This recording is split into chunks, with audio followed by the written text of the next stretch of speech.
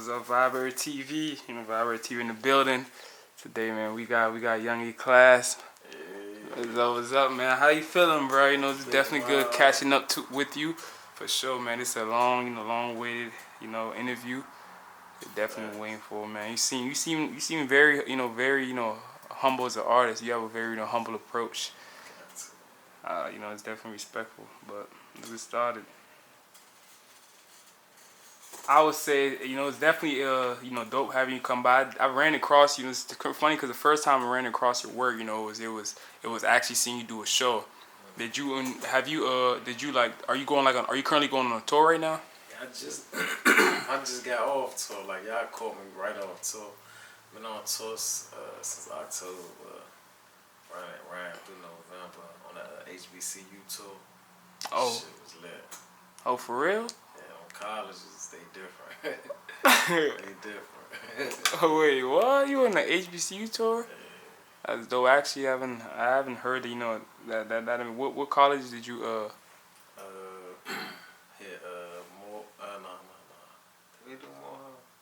We did Calvin, we did Norfolk, we did, did we do Morehouse? That's Atlanta, right? Morehouse. Yeah, we did Atlanta. Well, I know the states. We did Atlanta, did Tallahassee, that's FAMU. We did like Tennessee. We was in Baltimore. We was in fucking we was already fucking you definitely went around. Did you enjoy it? Did you enjoy it? Like Houston, fuck yeah, man, that shit was love. You gotta think like the pandemic been going on, shit been locked down. Yeah. So this probably like the first time they was like actually able to, be at the event. So we fucked it up.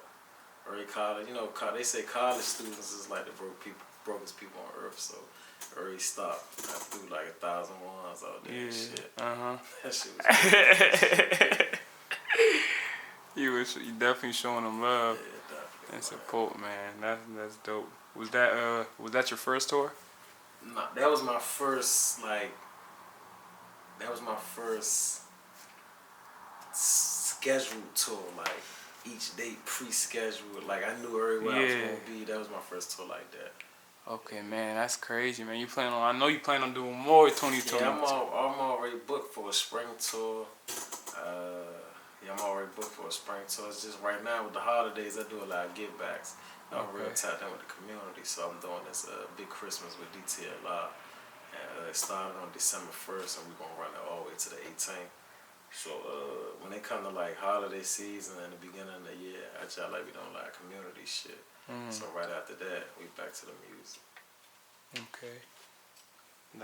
That's powerful right there. What you said. I tied into the community. As an artist, I feel like being aside from just being an artist, you got to be a lot that has to go on around you that definitely I feel like elevates you, and it shows a lot about character.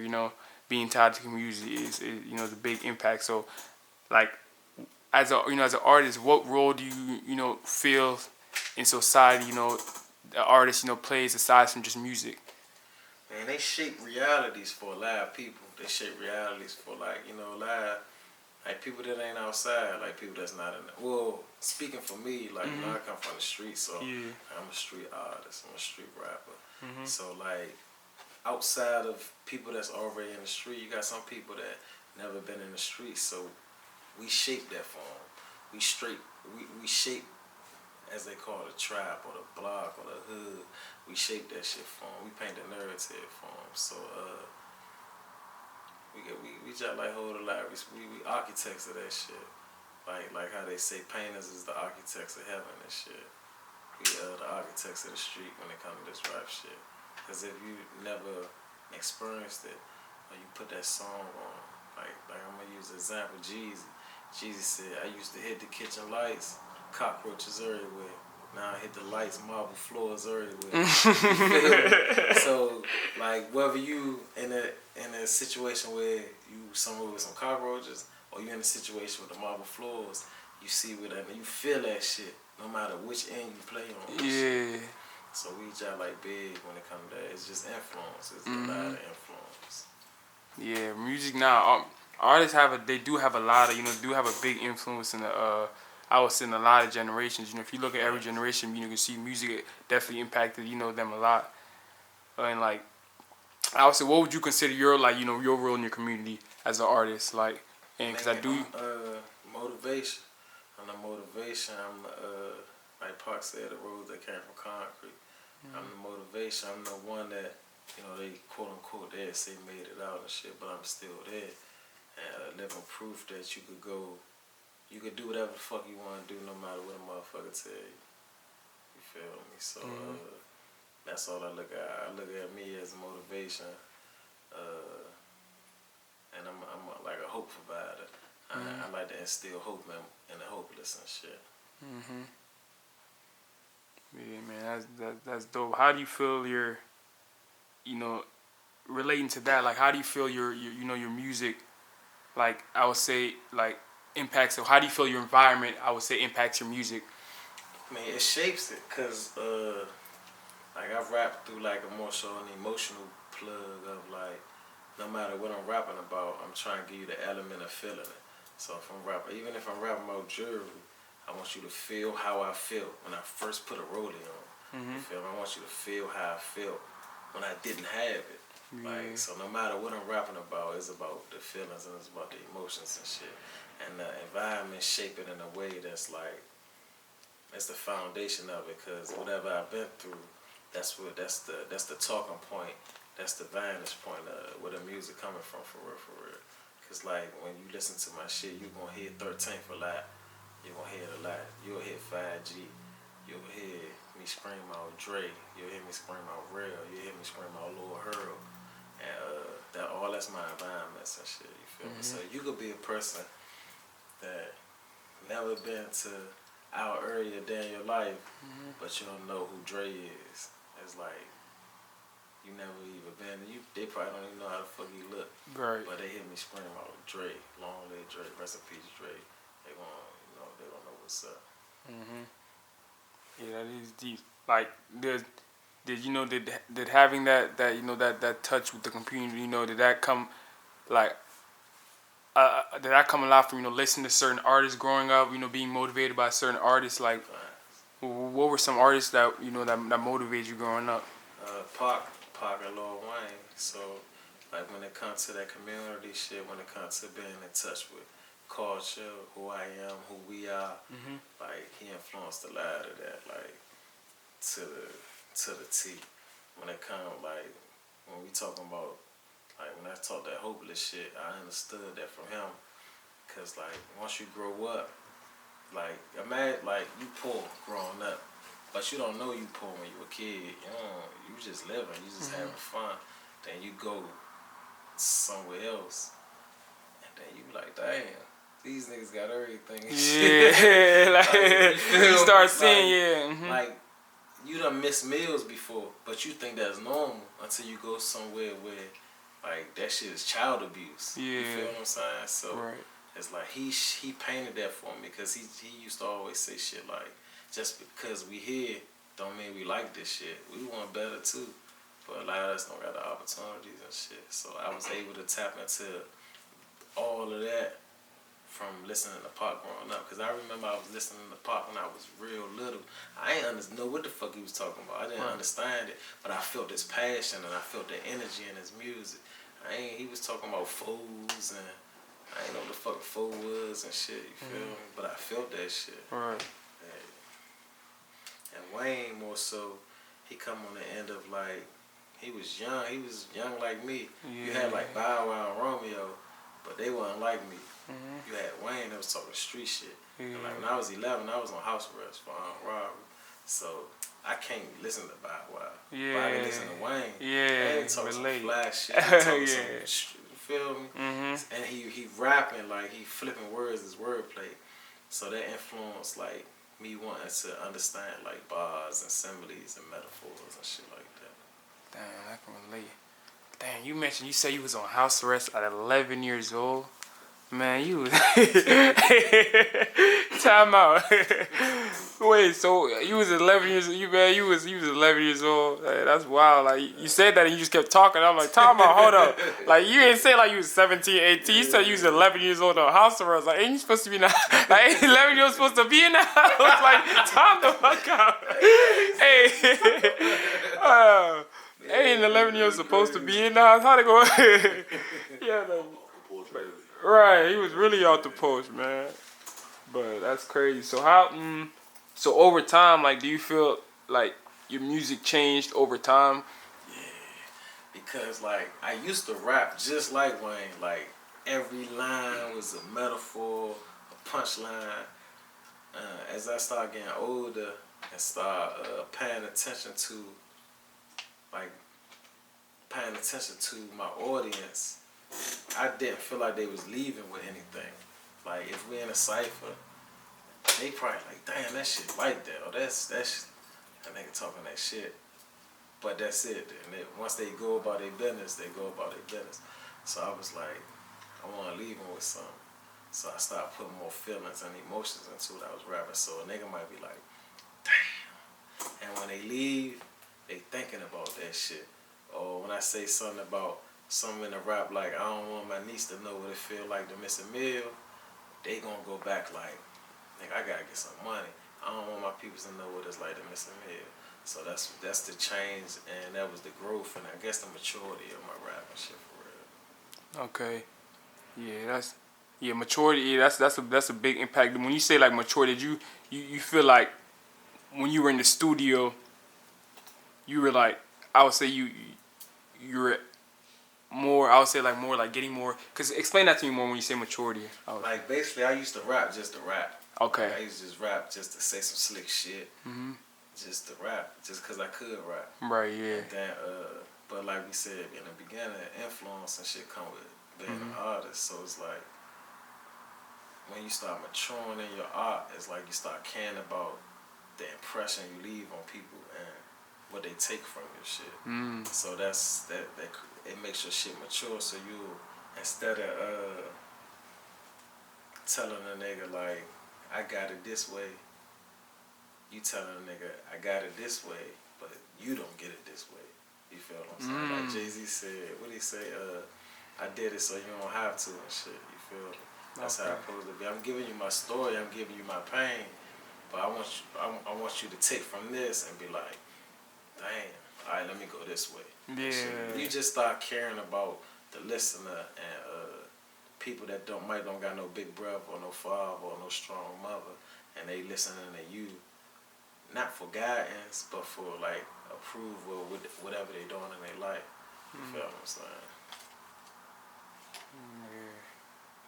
Yeah, that's crazy.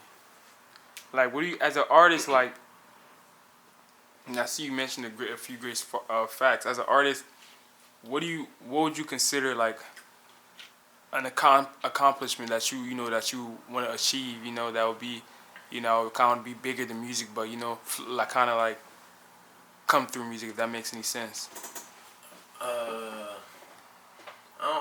Like one thing I want, far as with being an artist, I want that one show. When there's like thousands of people out there, and your song come on, and all you hear them rapping that shit. You don't even gotta rap that shit. Oh like, man! To the point you don't even gotta say the words. Just Like I like giving out little examples and shit so you can see. Yeah. But like when that Dreams and Nightmare come on with Meek Mill. Oh yeah. Like when he had his show, he don't even gotta rap that shit. That intro. Yeah. Like really that does. shit come on. Oh, I didn't see it. I didn't see show. Shit. I didn't definitely see a video. Definitely. Like him, like he does not. That's the moment I want. I want that moment when you like, you tell a stage, you tell them cut the lights off. We want all cell phone lights. We want lighters up in this motherfucker. Everybody got their motherfucking shit up and that shit drop, and you just feel that pressure in that joint. That's a moment for me that I'm looking for. Yeah, man, that's huge. Definitely, that's something I definitely see that's right, right there, literally right there. That hit is, coming in, anytime soon. what are like I would say like what are a few things that I could say keeps the drive going as thus far in your career? What are some motivations? I mean, just knowing where I come from, like, and just knowing the fact that I came from that, and it's still some people there doing the same shit they was doing when I was a fucking kid. Uh-huh. Like, it's like, bro, we gotta do better. And the fact, like, I lost my mother and shit, so uh, it's like I could have spent more time with her because I knew she was gonna die, but I was chasing this shit. So it's like I can't never make that time go in vain. I gotta get it. Yeah. Because if I bullshit with this, I might as well spend all that time with my mother and shit. You feel? Yeah. So that's motivation. And I love this shit. Like, I really love this shit. I love this rap shit.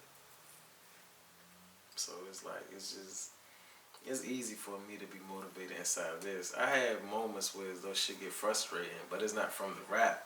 It's from the people. It's from the business. It's from everything that's around the rap. But it's never the rap and shit. Mm. Yeah, that's deep, man. Definitely rest in peace to Maya Dukes. Sure. What are some what are in your career? I know a lot of artists deal with a lot, like you just said, deal with a lot and things like that. Like, what are some of like the biggest critics? What are some of the biggest critics you taken in your career, and how has that I would say changed your or impacted your career? I mean, they like they didn't change shit. Motherfuckers. Motherfuckers is like, man, you gotta switch your style up. You gotta rap like the Migos, or rap like fucking Young Thug, or rap like fucking Lucci or something. Like, I done got that shit before. I done got man, just create the dance with the song, and I got the do a TikTok, create something for TikTok to go viral and all that wild shit. Like, that shit work for other people, but that ain't me. And like, up to this point, that shit been proven. Like, the shit that I've been able to do, the doors that I've been in, the checks that I've been able to cash, all prove otherwise. That like, nigga, shut the fuck up. Like, nigga, I got this shit. Yeah, but that be the main shit probably was the rap shit, cause I rap. Like, I don't harmonize, I don't drill rap, I don't do none of those other type of styles. Like, I rap. Like I talk that shit. And they in the beginning they was like, man, that shit is like, it sound like they trying to shape a nigga, but I was like, nah, I'm gonna go ahead and stick to this shit.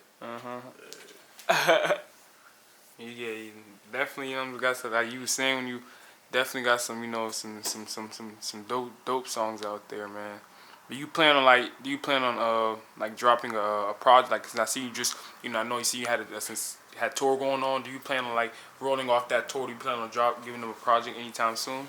Yeah, I mean, probably more single. Honestly, when it comes to my schedule of drops, that shit go with the climate of what's going on. Cause like when I was on tour, I was planning on dropping something, but the song Payoff took off while I was on tour. So while I'm in fucking Houston, I'm getting calls from back home like, yeah, they playing your shit on the radio. I'm like, which one? I'm thinking like Diamonds Dance, cause that's some radio type shit. They're like, no, they playing Payoff on that. I'm like, what? So now that changes everything. Yeah. Now they like this song, so I got to push this song more and shit. You feel what I'm saying? So whatever was about to drop or whatever project we was putting together, like that shit, you gotta wait on that shit, and you gotta ride with this joint and shit. Cause the people choose that shit. The people choose. They gonna let you know. We want a mixtape. We want an album. We want a single. We want to hear you with a singer. We want, like, the people choose that shit, and I go with that shit. Cause it's like a balance. Like you gotta give them what they want, and sometimes you gotta give them what they don't know they want. So I just follow the climate and the energy that come with that shit for real. Okay. I've heard in the recent past you been where you were incarcerated? Yeah. I thought you Wow. was about to Okay. say in concerts. Yeah, I was locked up and shit. Yeah. Wow. So, how did how was that process? How did it? What could you say? You know, changed about you? From that whole situation. Uh, I'm like, I want to say it changed me because I went to prison young. Mhm. So I grew up in it. So I was going to change regardless. Like growing from a Yeah. teenager to a man. Like I went in at 15, came out at 28 and shit. So, Dang. yeah, so I can't say it 15. So changed. Yeah. so it was like it was 4 years after the basically how you when you was. Yeah. Hey, time. Fact. Real shit though. Yeah, it was. They charged me as a dog, and I had a murder. They charged me as a dog, and yeah, they dropped that motherfucker. What's that shit called? Gavel it, whatever that fucking shit called. The judge got. She slammed that joint on my. She cracked my whole melon open with that motherfucker. And I got sentenced to 40, and went straight in max 2. And had to hold that shit down. Time out. So you was 15, and she dead looked at you in the face and said she was about to give you double life. No. I was facing. No, I was just facing life. Oh, And okay. I got 40. Cause my rest in peace, my nigga, my man, real. He took the robbery charge, and I ended up, getting found guilty for the murder. So I wasn't able to get life and shit. He ain't even had to take the charge. Like he could have went home.